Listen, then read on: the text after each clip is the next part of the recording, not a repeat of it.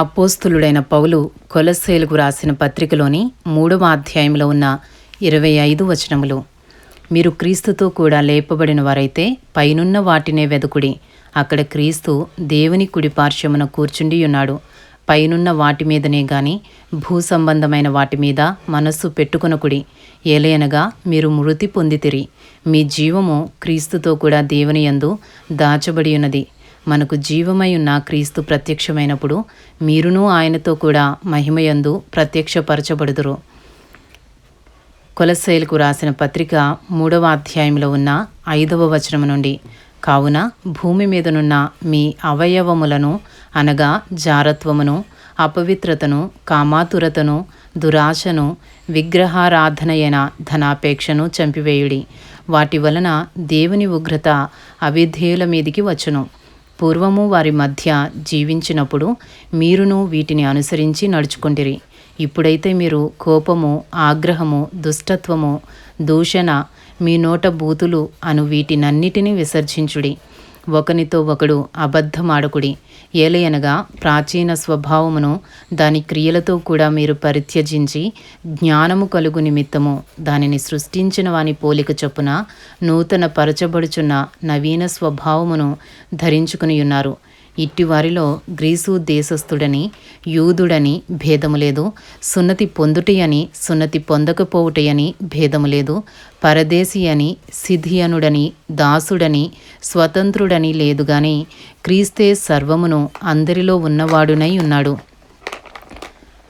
కొలస్సీలకు రాసిన పత్రిక 3వ అధ్యాయము 12వ వచనము నుండి, కాగా దేవుని చేత ఏర్పరచబడిన వారును పరిశుద్ధులను ప్రియులునైన వారికి తగినట్టుగా మీరు జాలిగల మనసును, దయాలత్వమును, వినయమును, సాత్వికమును, దీర్ఘశాంతమును ధరించుకునుడి.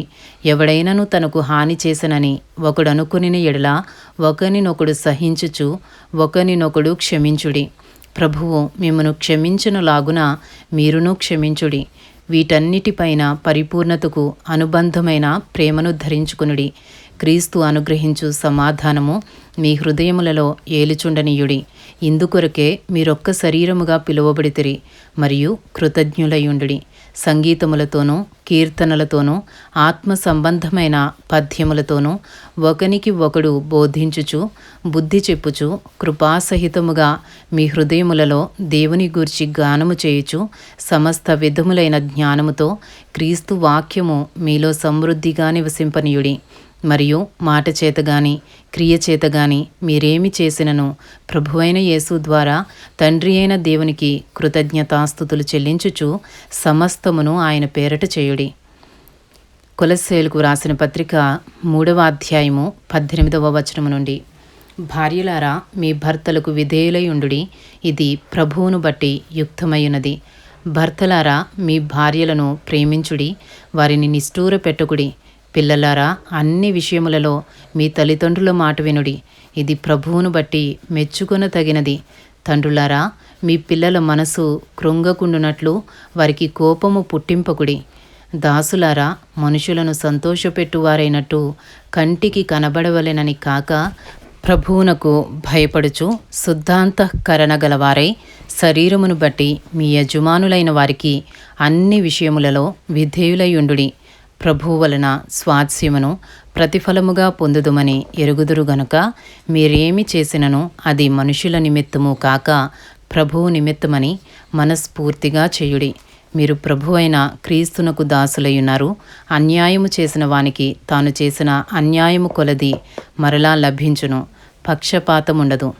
ఇంతటితో అపోస్తులుడైన పౌలు కొలస్సీలకు రాసిన పత్రికలోని 3వ అధ్యాయంలో ఉన్న 25 వచనములు పూర్తి చేయబడినవి.